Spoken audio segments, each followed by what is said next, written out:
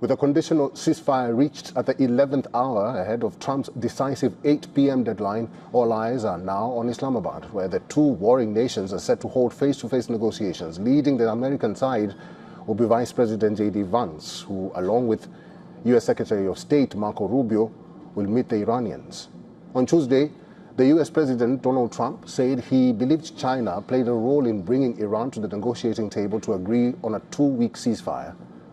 In an interview to media agency AFP, when asked if Beijing had helped persuade Tehran to consider a truce, Trump simply said yes, highlighting Vance's role. Trump had earlier mentioned that the U.S. Vice President was part of the negotiating team. No, you have a much different group of people. Now, I'm not saying we are dealing with them. Essentially, they have till 8 o'clock tomorrow night, Eastern Time. But we are dealing with them. I think it's going well. Mr. Witkoff is here, and JD's involved in the dealing. Mr. Witkoff is sitting right here, and I think it's going fine, but we'll have to see. Earlier, the VP, who is in Budapest to extend his support to Hungary's Viktor Orban ahead of the elections, warned Iran that U.S. possessed tools against Iran that were not used before. We've got tools in our toolkit that we so far haven't decided to use. The President of the United States can decide to use them, and he will decide to use them if the Iranians don't change their course of conduct. His statement raised eyebrows on whether U.S. would deploy its nuclear arms. White House later clarified that Vance never implied this.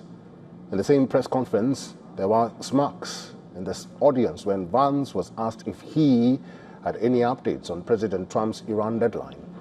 Pulling out his mobile, Vance glanced at his messages and remarked that he had just received a text from Steve. Well, so you asked if there's new information, and I don't, unless I have a text message from Steve. Well, I do have a text message from Steve Witkoff. Wouldn't you like to know the subject of this message? But no, I need to read it first before I talk about it. But here's what time is it in the United States right now? Okay, that makes sense. All right. Okay, so Natalie, on this question of the deal, I really think there are two pathways. The president's been very clear about this. There are two pathways that this thing is ultimately going to end.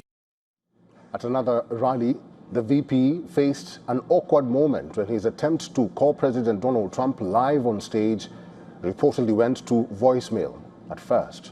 The moment created an awkward pause.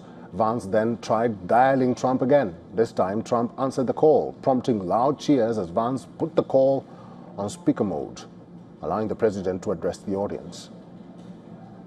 Before I started my remarks, I actually had a special guest that asked that I give him a phone call, and we'll see. Let's hope he actually answers. So this is going to be very embarrassing. All right. I'm sorry, the person you were trying to reach has a voicemail box that has not been set up yet. Okay. Try one more time. I get a good signal here. It's ringing. It's progress. Hello, Mr. President. How are you? Hi. Hey, JD, could you give me a second? I'm just... Wow, that's some...